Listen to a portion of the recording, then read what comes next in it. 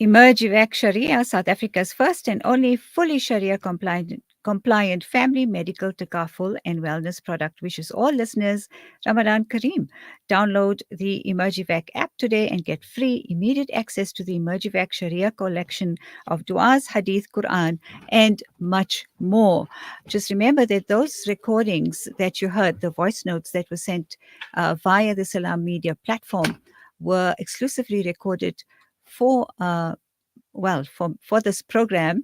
I was going to say for me, but it's not for me, it's for everyone to listen to, and I really want to thank the person that helped me get it through directly from Palestine, exclusive to Mid Morning Talk with Najma Khota.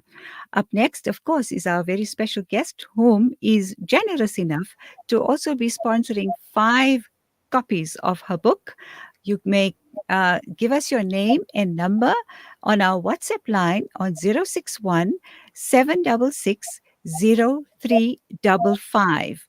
Please send your names and your details, and our dearest Auntie Mariam Vally is giving away 5 copies of her beautiful book. We welcome her now to Mid Morning Talk. Assalamu alaikum wa rahmatullahi wa barakatuh. Auntie Mariam. Walaikum salam. Thank you for having me on your program. It's really indeed a pleasure. Mhm. Can you give us a brief background on yourself and your family's involvement in the struggle during the apartheid South Africa? I think since we are experiencing some very traumatic things happening in Palestine, we can really associate with our struggle, the struggle for freedom and justice in South Africa. I came from a family of political activists. My dad was Maulvi Saluji, a freedom fighter. He started his political career in India under the British rule, and when he came back to South Africa, he immediately joined Yusuf Dadoo in order to fight for the liberation of the South African people. So I became involved in my political activities at a very young age. I think I was just about 8 years old when I started gathering groups of children around where I lived in Sapphire Town. I was born in Sapphire Town, and that's where my political career started. So it's a long history of struggle. My entire family has been involved in the political struggle, as you know. My father was the president of the Transvaal Indian Congress. He was a Maulvi, but he took a stand because he believed that the Quran's teaching were very appropriate to the conditions that happened in South Africa. And to fight for justice is to fight for the rights of all human beings, immaterial to where you are, in which country you belong to, and which nationality you are. So he Right. fought for his philosophy of love, compassion, Islam, as he felt that it was according to the Quranic laws. Right. Now, when I look at your book, you gave me a copy. I was looking at it's so old. It shows Yeah, how much I used it. The cover that's is good. quite worn. Yes, it speaks to how successful this collection of recipes are. But it's 1996, and the forward of the book is written by Walter Sisulu. So, what motivated you to write or to collect these recipes into a book? I think it was my 2 daughters. They said, "Mommy, you've been such a good cook. You've been a great help to the family. You've always put up big, big pots of food when there was a family gathering. Why don't you get all your recipes together? And people are always borrowing and asking for you. Why don't you print a recipe book?" And I think it was both Shamima and Anisa that motivated me to write the book. And it was Hmm. their inspiration that encouraged me to continue, and I did so after I Right. retired as a school teacher. Hmm. Why the title, The Pride of Indian Cooking? Yeah, I have a tree in my garden which is called the Pride of India. I think you know the Yes, pride, and yes. I was looking for a title, and because we come from our origin, our it lies in India, and we still uh, carry our cultures forward. I mean, we still belong to a certain degree, although we are South Africans. We still have one of our heritage is definitely from India. We cook Indian food, and I looked at this tree in my garden. And it is called I was looking for a title, and I just couldn't get a suitable title. And I looked at this tree, and I said, "Why not take the name of the tree, because it's a beautiful tree. The tree is called the Pride of India." So I said, let me call it the Pride of Indian Cooking. So I got my title from the tree, the plant. Right. And then you see, when you speak of culture and heritage, then, we carry forward our traditions through language, and we uphold our culture through language and our food. So now when we talk about Eid and the traditions, we know that Ramadan is almost over, and there's also these traditions that are carried forth through generations in families, whatever type of food especially that one is putting on the iftar table. So now there's this very traditional way of our Eid festivities and our Eid meals. So, what would you say? Lead us into the preparation for Eid festivities. I think there are a number of recipes. There are a number of dishes that are very suitable for particularly our festivals in Eid. I think biryani goes a long way, but there are also lots of other little dishes that one can follow. Like we start off with a soji or a gajar halwa, or we have a jardo. These are the traditional Indian dishes that originated from India, and I've specialized in them, and I feel that my family and quite a number of people still feel that those are the traditional dishes that they would like to prepare. But of course, we've moved on in life. We've tried many other recipes of other countries, so I have also experimented on some diversity of recipes. So I think Mhm. it just really depends on what is suitable for a particular family. And I think I am preparing biryani with soji, but I have to completely change my soji recipe just to make it a little more exotic. Okay, that sounds interesting. What I like about your book, Auntie Miriam, is that you've done all of your measurements in teaspoon, tablespoon, and cup measurements. So even a beginner can prepare a lovely biryani, which everyone always thinks it's the dish to prepare, but then if you follow the simple recipe that you've put in your book, and you've also guided a lot, through your introductions and contents, and speaking about the masalas and thinking about how to use your masalas, etc. So I would really recommend it to anybody who's a beginner or, in fact, a seasoned cook. So you can get a copy from us right now if you give your name on 061 766 0355. Or that's Salam Media's WhatsApp number.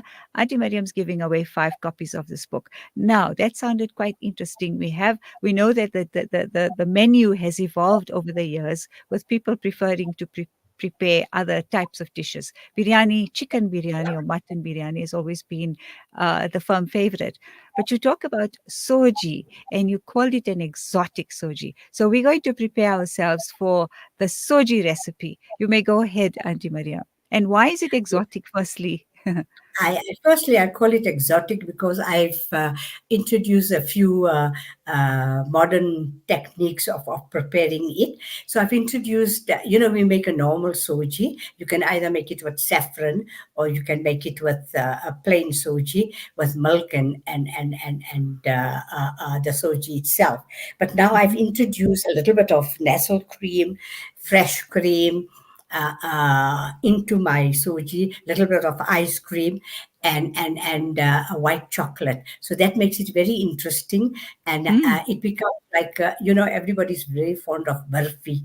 The barfi that we normally prepare, the correct. sweet dish, and this is more like a barfi soji. So I decided one afternoon. I've always been into the kitchen. I love cooking. I have a passion for for for going into the kitchen and researching on the new ideas about cooking.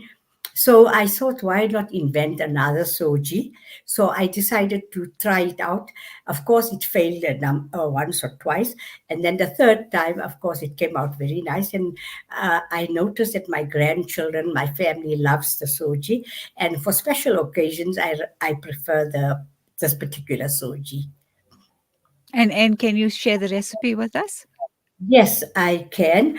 I just want to go to the book first quickly to get that Certainly. soji, and then I will tell you it's exactly the same as the book, but I've just introduced. Uh,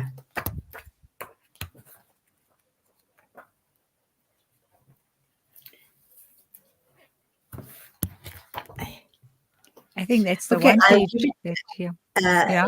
I I think it. One second, I will. While Auntie Mariam's finding her recipe to share with us, it's the exotic soji recipe for Eid. Remember, we are in preparation for Eid, inshallah, and she said sharing her beautiful recipes with us. You may call on send your name or and details on 061 766 0355 061 766 0355, where she will be sharing, I beg your pardon, donating her 5 copies of her book. So you can get one if you just send your name in. Right, Auntie Mariam, are we ready for the soji recipe? Okay, yes, we are. And those who have my book already, it's on page 74 in the book. It says soji semolina. What I've done is it says here 1 cup semolina, a half a cup ghee, 2 cups of milk and water, mix half a cup sugar. You follow the recipe exactly as it is, but Mhm, you also add to the milk, you add uh, a, a cup of white chocolate. You mhm, just crush chocolate, the white chocolate that we mhm, use for baking. You cut up mhm, crush a white chocolate. You melt it in with the water and the milk. You put a cup of Nestle cream, mhm. uh, is quite exotic, and you add a cup of fresh cream, and Okay. so it's 3 more extra ingredients you add to it. It's a cup of Nestle cream, a cup of fresh cream, and a cup of fresh cup of chocolate, white chocolate, and you mix that with your water and milk, and you allow it to boil. You allow it to come to a boil, and you add that to your soji, and that makes it more exotic. Mhm. So the method, you've it's pretty standard, but maybe you can just go through the method from the beginning. Okay, you braise well, the ingredients are as follows: a cup of suji, a half a cup ghee, 2 cups of milk and water mixed together, a half a cup of sugar, 1 teaspoon fine elachi, 1 cup coconut. Sorry, I beg your pardon. A half a cup coconut, 1 teaspoon rose water, a half a cup sultanas. You can use egg yellow if you want it, or you can use saffron if you want it yellow. But I prefer, if it's going to be a barfi soji, keep it white. The method is as follows: you braise the soji in ghee until it turns it's just a light pinkish color. Add milk and water. Now, when you are adding the milk and water, you're going to boil the milk and water. You will add your nestle cream, your fresh cream, and your chocolate into that milk and water, and let it come to a boil, Okay. and then allow it to boil for about, say, 5 minutes, so that all the mixtures sort of integrate into each other. All the ingredients integrate well into each other, and then pour it over the soji and give it a good stir. And you will find that the entire recipe changes. It becomes much more softer, and that the taste is completely different. Sounds yummy already. All right, when we come back, we'll see what other yummy recipes Auntie Miriam has for Okay, us. Okay. I have No, I have Auntie Miriam, we're taking a quick break, and then when we come back, we'll do the next recipe. time. Remember to No. send your name in to 0617 We're giving away 5 copies of The Pride of Indian Cooking.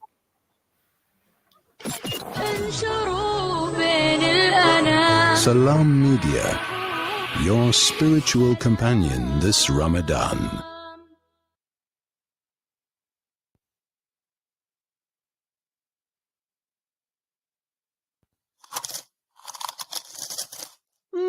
Dad, these Frymax chips are so tasty. Wow, that really takes me back. My dad bought me a Frymax chips every day after school. They were my favorite when I was your age as well. Quality is at the very heart of what we do, and that's why we ensure that every Frymax packet is filled with the beautiful goodness and flavor-packed taste that you've come to expect from us since 1982. Frymax, from generation to generation. Freedom Stationery supply Marlin and Marlin Kids pens to me and my school friends. They supply just about everything we need to help us get a better education, from books to files to rulers. In fact, any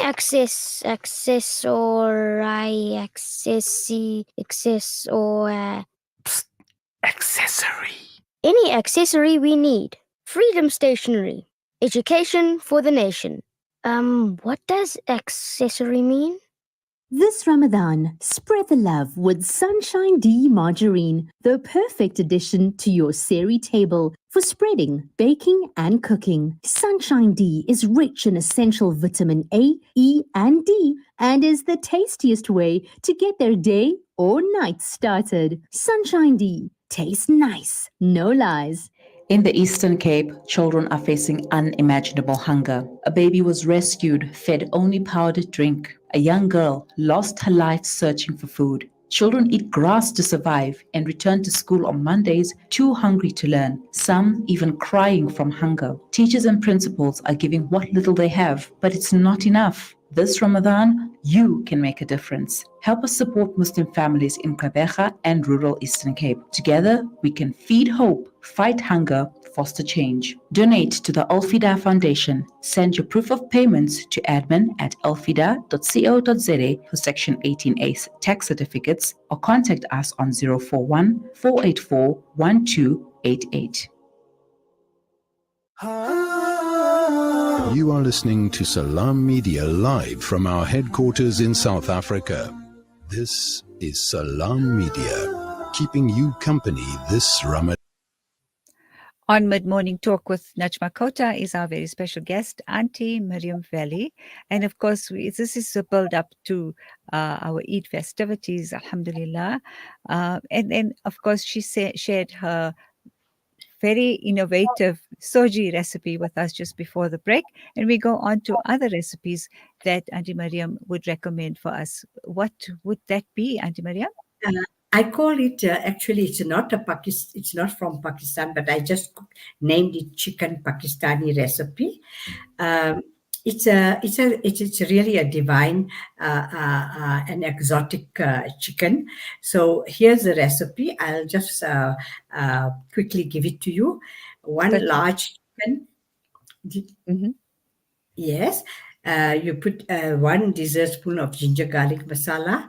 There's 1 dessert spoon of fine dhania, 1 teaspoon of whole jeeru, a half a level dessert spoon of rough salt, 1 dessert spoon of saffron water, 1 teaspoon turmeric, bodi, that's urad, spices, a few elachi, cinnamon sticks, cloves, etc. All the spices. And then after it has been prepared, you add a little sauce to it, which makes it exotic. It has a very different flavor, and it tastes quite good. I have prepared it a number of times for special occasions. You add about a quarter cup of vinegar, or as you require. If you don't like it very sour, you can use less vinegar. After your chicken has been cooked, you prepare the sauce. That's a half a cup or a quarter cup of vinegar or lemon juice, a teaspoon of salt, a half a teaspoon black pepper, a teaspoon of red fine chilies. For stronger flavor, you add more. A teaspoon of fine mustard, one onion liquidized or grated, one tomato liquidized or grated, one red, it must be a very red pepper Hmm. liquidized, one dessert spoon of butter, and one dessert spoon of light tomato paste. If your tomato paste is dark, it's going to turn your it's going to turn your chicken into a dark color. So I would prefer you to use a light color or other refrain from using the tomato paste. You liquidize all the above ingredients and add to the chicken. Allow to marinate for about a couple of hours or overnight. Then you heat the oil, add the chicken, and cook on medium heat. After it has cooked, you prepare your sauce and pour it over just before you serve. And these are all original recipes, right? You've just These are tried all all this. original recipes, but I have just added the sauce to make it more exotic. It's something just came to my mind. I just prepared it on the spot, and then Uh-huh. when it came out very nice. You can also prepare the chicken, put the sauce over, and for about 10 or 15 minutes, place it in the oven and cook it at 180 degrees. All right. And is there any other, unique recipe that you have to share with us? Just one more. So, Just sounds also uh, good. okay, there's a quick jardo recipe, but I don't know, or I should rather prepare, but say instead of uh, let me give you I think I don't know if somebody wants to use a special recipe. I haven't got it in my book, but I'll just give it to you over the. Yes. It's a shish Go ahead. kebab. Mhm. Take your mince, use your mince, add all the necessary masalas to it. You take a Mhm. bit of chana dal. You Mhm. boil the chana dal and drain the water out. Liquidize it. Add to it. Take the samosa mince and chana dal and liquidize it. At least put it through a food processor. Mix Mhm. it together. Add all your spices and add all the greens to it, and then you'll have a very lovely shish kebab. Mhm. All right. Well, thank you so much, Auntie Mariam, for sharing that with us. Remember, her book contains a variety of recipes from main meals to starters to savories to desserts and all the traditional meals that we so enjoy on our tables, alhamdulillah. As and it's of course the pride of Indian cooking. If you've sent your name in, you stand a chance to get a copy of the Pride of Indian Cooking. Send it to 061 766 0355. Auntie Mariam, we started with your history and background on coming from a legacy of struggle stalwarts, and you still being an activist. I know you're very active at your age. It's truly, truly admirable. And I really find you quite inspirational in the way you cover everything that you do. And there's one more talent that people don't know about, and I'd like to tell them about, is the fact that you like writing poetry. Um, so if you do have a poem to share with us in the spirit of remembering the Palestinians today, and I, yeah, Unfortunately, I have a poem which is very long, and I think we don't have the time to read okay. the poem. But at another time, inshallah, I am sure that I will be able to recite the poem to you. I've written quite a number of poems. They're very simple. It's not something, I'm not a poet. I'm not, it's just a passion. Whatever comes to my mind, I write. But I think I have something which I felt I would rather read it to you instead of the Certainly, Palestinian poem. certainly. It's because that Palestinian poem won't give you the time. It is especially for people who are in pain. And, I've gone through some very difficult period in my life because I've Correct. just lost my daughter. So I felt that writing this poem will inspire people who are going through very difficult times, especially those who have lost their beloved ones or those who have had misfalls in life. So I just read, it's called a prayer. Go ahead. It's when our dreams fail, we are sad, and the light of our eyes are dim. Say a little prayer, open the Quran, stand tall, and remain firm. When the eyelids of the disillusions are wet with disappointment and angry tears, recite an ayat, walk along their side, a hug, a comfort will remove their fears. The battles of life are never easy. They arrive and storm the brain. We often feel cheated, we lose hope, and endure the anguish pain. Prayer is our tonic, our cure for the sanctity of soul and the ailing mind. A drink of courage from the prophet's wisdom is our abundant peace we're sure to find. When our successes turn into pearls and touches the rainbow in the sky, collect the treasures, perform the salah, shed joyful tears, be not shy. Let us share the beauty of nature, praise Allah's wonderful creation, and appreciate the gift of life. Along the journey, angels are sure to appear, bless our divinity, and visit our dreams at night. Oh, that is beautiful. I don't have words to describe how moving that is, and I can feel, I can sense, the emotion in the poem. And may Allah grant you ease. May Allah grant anyone who's gone through any difficulty ease and peace and afia, inshallah. And with that, Auntie Mariam, I don't want to say more. Your words are very inspiring, and may you continue to inspire through your cooking and your words. One more thing, Najma. Certainly. Since I'm here and since we are experiencing traumatic